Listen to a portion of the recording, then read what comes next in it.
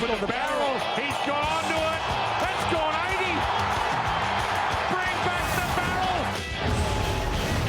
The frustration just about boiling over for Patrick Cripps.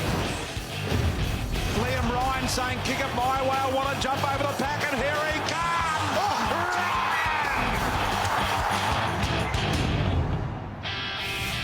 Hello, I'm Damien Barrett and welcome to Access All Areas. It was yet another ugly day for the Carlton Football Club yesterday.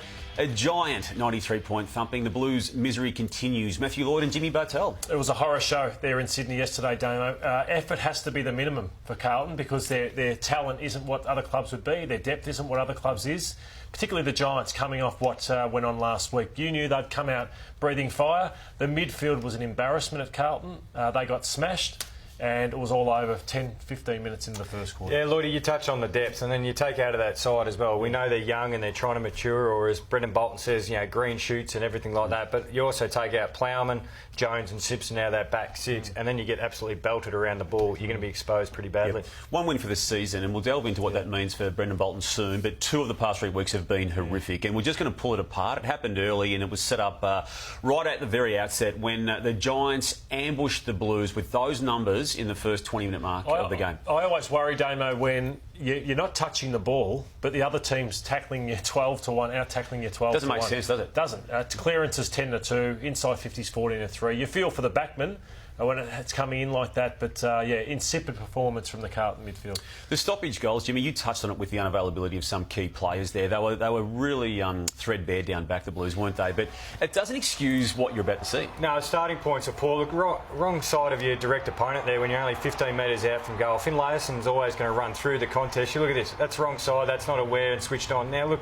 you always get criticised for effort, Lloydie, and you think you're doing things hard enough, but it's not until you watch back some of these. Look, Tomlinson was at the back of that stoppage as well, and Carlton didn't man him up. They were just able to run free with no body contact, not being checked at all.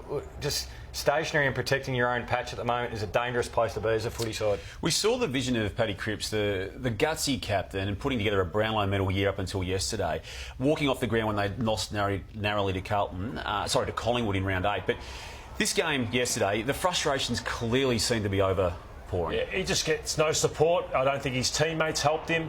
There wasn't a lot in these, but you can see he's frustrated. It's spilt over. Matty De Boer, just a massive tick, another massive scalp. But obviously the game was on Giants' terms. It helps De Boer, but Cripps, just wonder how long he can just keep going like this. Yeah, spot on, Lloydie. Which, Damo, leads to the next question. The coach, now, they've got a clear plan. They've been saying there's been, they're coming down and supposed to be coming out. The coach, is there more pressure on the coach after losses like that? Yeah, there is, naturally, because of the manner in which 2 of the past 3 losses have come in. North Melbourne in round 7 was really poor. They responded well against Collingwood, but yesterday was as bad as a North Melbourne game. And the next 4 matches, St Kilda, Essendon, Brisbane Lions and Western Bulldogs, they will determine whether Brendan Bolton is there in 2020. I personally don't think he's going to be there. I've long thought that. I've also said, Lloydie, and you know this, he will coach until round 23. I have no doubt about that, the club wanting him to do that. But we're going to know in the next 4 weeks if he's any chance at all, and I don't see him being a chance. So do you believe they would have made a decision yet, or you reckon it comes down to the next month? I take them at their word. I take Kane Little, the CEO, I take Chris Judd, the football director, I take Mark Leduc to say, at their word, their collective word, and others around them, that he will be there until the completion of the year before they reassess. But we've got a feel for it now. 1 win this year to this point, 2 wins last year in totality, and 2 out of the past 3 losses are unacceptable. Yeah, you're right, Damo. The Giants yesterday were absolutely awesome. They were the big winners out of yesterday after a poor game the week before, Jim. And I know the opposition were poor, but when they play and they get in this mood, they're hard to stop. Yeah, and you look at these highlights and these edits. This is what impressed me a lot. Look at the numbers around the contest. Look, they're running the link up. You know, when they're taking the ball in a contested situation, they're fighting the tackle. And this is what they're capable of. And I think that's what upset me last week, is the fact that when you know someone's got the capability but you don't display that, that's where you get frustrated. And I guess it was the manner that they got beaten last week, but this was a fantastic response. All these edits are exactly what the Giants should bottle and show. It's outnumber, it's work rate, it's playing the game in a contest, and that's where you get to display your talents. You touched on your comments last week that they were strong, and many people, Lloydie, yourself included, thought that Jimmy might have been put up to them. Now, this man speaks for himself and himself only. Jimmy, how do you respond to people saying that you were a puppeteer or being puppeteered? No, I wasn't a puppet. I was genuinely angry and frustrated with their performance. performance last week, and they were my own thoughts and opinions, and I feel comfortable in saying those. Look, I followed up with everybody at the Giants in the football department and outside of that, so I made them aware of my comments. Look, we had a great, robust discussion, but they responded unbelievably well to Leon Cameron and the footy department challenging them this week. They're at the MCG again this week, so it's huge. It's a huge game for this football club. If they don't win that one, well, then serious question marks beyond them, because they can't beat Melbourne at the G. How can they win a final at the MCG? Well, they have their big ruckman who's having a good year in this comeback year that he's having, big Shane Mumford, who's collected Mark Murphy here, and as we speak, it's match review panel worthy. I say that because there are suspected broken ribs to the Carlton captain, or former Carlton captain there.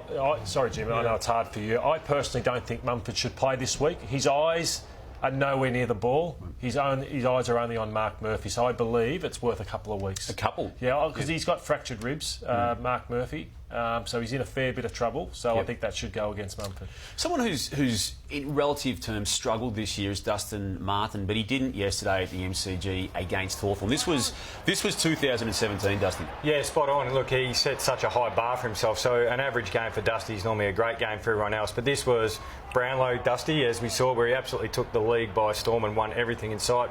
But it's the movement for me. Look at him. He's got the energy through the contest. He's following up. He's able to get to those 1-2s, which gets him to straighten up. And had he not been doing that? I just think sometimes like we were saying before, you think you've got that energy in the contest, but then you find his old level, which was his dominant level, but then it allows him to go forward, so take his midfield matchup and hit the scoreboard. This was Brownlow Dusty that we saw on the weekend. It's brilliant to see. As I said, I even thought early in the last week's game against Fremantle, Damo, he was trying to tackle late pressure that he hadn't been doing the previous month. So good return. Big man stocks are a problem for the Tigers, but they're covering that area of the ground as they are all others.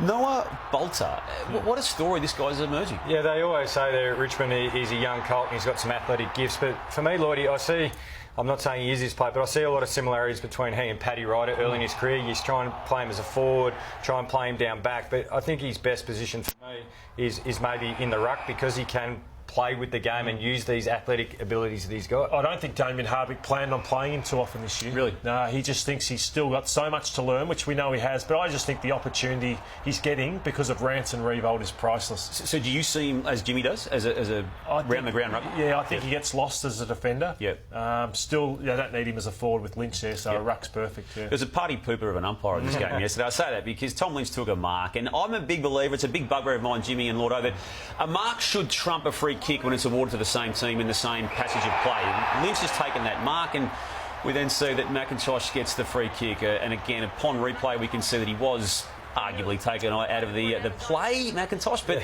let the mark trump the free, Jimmy. Even Tom Lynch is a bit confused. I've taken a great contested mark, and I'm with you. I like rewarding the skill first, and then the free kick after that. I know it's around the other way, but we'd hate to see a mark of the year. Imagine if Tom Lynch had sat on his head and we paid the free kick for holding off the ball. There's 5 of the top 6 are regulars and teams we thought were going to be there at the start of the year. One of the 6 is the Brisbane Lions, who got another win yesterday, did it well. It got close, but they did what they had to do against the Crows, and good to see Hipwood doing that and other big men around the ground. What I like about them is they've got all bases covered. So you've got guys like McCluggage and Berry, the kids who are coming through really well. Then you've got top enders like Zorko, Neil, Cameron, Starry, and then you've got players like Mitch Robinson, who are those journeymen who are playing the footy of their lives. So I just think now they play finals, and they will worry. You're locking them in. I'm locking them in right now. 6 and 3, got Fremantle in the Sunday twilight fixture next week over in Perth. It'll be a good test for them. There was a really awkward moment to watch in this game when Alex Keith, in his 21st game of footy, went at Kyle Hardigan, his teammate, and gee, that could have been a whole lot worse than what it actually was. It is absolutely brave, almost stupid brave there at the end. They nearly hurt each other really badly. This, you were cringeworthy. I think even when we just watched that again, all three of us went, oh, so close. But is there such a thing as stupid brave? I don't think coaches try and get rid of it, do they, Lloydie? I think some of the things Jonathan Brown, and it ended his career in the end. So I reckon they sometimes go front and swear at times, and you don't need to do things like that. Thankfully, it wasn't as horrific as what unfolded 20 years ago in a different sport when Australian cricket captain Steve Waugh ran into Jason Gillespie. But there were parallels the way they came at it from different angles and just didn't have the actual awareness that they were both about to be collected. Yeah, Colin Miller bowling his off-spin. He must have finished with the medium paces, but this was a broken nose for Steve Waugh and a broken leg for Jason Gillespie.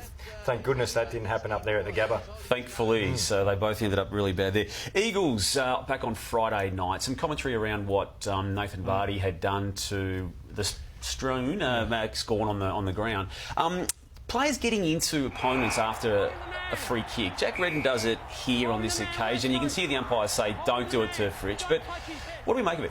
I don't have a problem with it because I know there's gamesmanship, sportsmanship, sledging, you call it what you want in the game of footy. But as we'll see here, even Rioli and Nathan Vardy following up afterwards, I don't have a problem with it, but it's something I would never done in my career because I know football can come around quickly and bite you on the backside. So as soon as you do that to someone, you're going to have a bad day one day. And it's not just the Eagles, Jimmy. This is North Melbourne players. When Wiedering dropped the ball here and they all pile on. It happens in every game of footy. So we're just not highlighting the Nathan Vardy, Max Gawn one. You'll see it every week, Lloyd. I don't like it when Gawn's been kicked in the face and he's struggling a bit. I don't mind it either. Physical, mental intimidation. I know people are saying let's get it out of the game, but I think there is still a space for it. Is it part of the overall conversation we are having as an industry now about the mental problems in the game? And I mean that seriously. Do we need to, as an industry, remove that from the game? No, because you can't sort of try and predict what's going on in everyone's life. So I remember Matthew Scarlett used to run off me, and when he hurt me in terms of setting up a goal, he would gob off so everyone could hear it. It made me feel this big,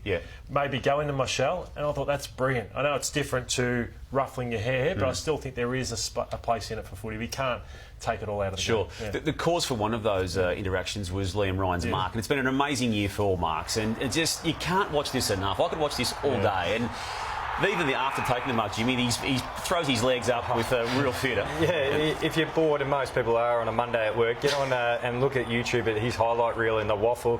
Absolutely unbelievable. Look at these. Crozier. So Crozier's on the podium, isn't he, for Mark of the Year? I reckon he's on the podium. With Liam Ryan. Is Heaney? I reckon he could be. Oh, yeah, maybe, compared to some of these others. Josh Bruce, not sure, but it's still a very good mark, Jimmy. Good mark, he doesn't make my podium. I like this one, Link McCarthy. Yeah, it's a ripper. It's there. Yeah, only 9 This is my second favourite, Harry Himmelberg. Well, that might get the bronze medal. Yeah. And Aaron Norton, it's got to be there somewhere too, doesn't it?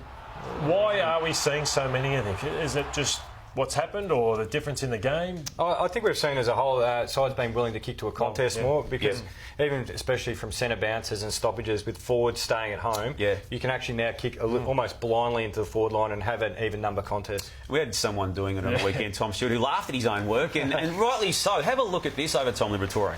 Well, I think Libba's reaction's the best. He was almost like the ruck bag there at training. Oh dear.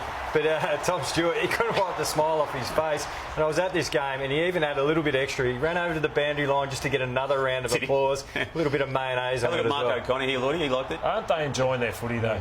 You know, the game, they just flick the switch, and it's a nice place to be playing footy when you're a game clear on top. It is, very nice. I love it when a player responds to something that's gone wrong in previous weeks, and Dylan Shield did that on the weekend against Fremantle. His kicking had come under a lot of scrutiny. He was butchering the football, let's face it, but in this game, he just seemed to have more composure, Lottie. And pick the easy option. You know, why try and go for a 10 out of 10 difficulty when you can just hit up an easy one? And that's what I thought he did, and he steadied, took the pace off it a little bit, Jim. Yeah, he's not over-kicking the footy in all these. A couple of them are on his right foot, which are great, but I think he can be guilty. A lot of players do it, is they try and kick the ball too hard or try and get maximum distance on every kick. This is great. That shot for goal, I reckon in the early weeks he would have tried to kick that goal post high. He sprayed it across. Just really steady from hand to foot. And Damo, what I like, he's had such a good year, but the knock, I've knocked him plenty of times. Yeah, you have. And so it's just pleasing to see that he's getting reward for his efforts. Yeah, and he hasn't given up, has he? No, he could have gone into a corner after some of the criticism of his kicking. Still sideboard him, a tremendously skillful player. Have a look at what he's done to two other skillful players here in Savage and Billings. How do you do that on an AFL ground?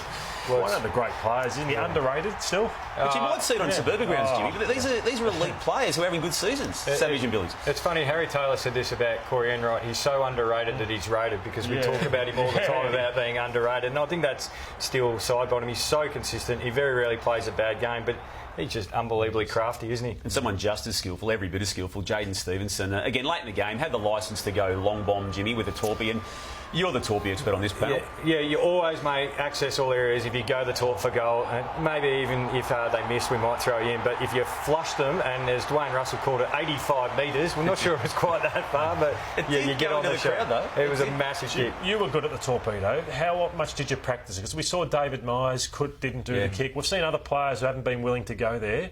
Surely we need to get players that all are ready to go when it's needed in games. Yeah, I always used to kick them after training. The phys-etters, as they call them. You used to drive them mad because they were worried about you doing a quad, but you never know if you need it. Yeah, you do. The Swans, 2 consecutive weeks of one kick results going their way. It's a good result for a team that is clearly on the rebuild, despite not using that word. But this man, Lordo, Tom Papley, that they love him internally, and he's very, very slowly creeping up on the entire competition as being elite. And Jim now kicked 14 goals for the season, so someone who can have midfield time but hit the scoreboard hard, they're priceless. Yeah, I think in recent weeks they've got his splits right as far as forward and midfield. Early in the year, maybe because of some injuries and different issues going on with their midfield, they wanted to get some pace around there. They played him, I think, a little bit too much in the midfield for my liking because of what he can do inside 50. So I reckon they've got the balance right now with him. Had a lot of games missing with injury on the weekend and did a number on North early. North came back but didn't get there. OK, it's now time for the Access Big Ask. And the first one today is to both of you. Was the $5,000 fine for Dane Rampey's sledge to the umpire excessive? Yes. No. To Lloydie, do the Demons need to revamp their forward line? No, it's about the ball use going inside the forward line. So I've got no issue with McDonald and Petrarca. It's just their ball use has been terrible. Jimmy, this one's to you. Regardless of what happens for the remainder of the season for the Suns, is it a pass? Nearly. Not quite yet. I still want a couple more rounds. Yeah, I agree. To both, give me a mark out of 10 for the umpires this year. 5. I was 6. Both generous, I think. To both. So Doug Nicholls around next weekend. Who is your favourite current Indigenous player? I would go Eddie Betts just in front of Flying Ryan. Number 3 for the Cats, Brandon Parfitt. For me. Come on, bit of bias. Clearly that's what it is. And don't forget Michael Walters, my favourite. To both, and just let this one breathe a little bit. The Cats are looking powerful. What is their weakness? Can they be beaten?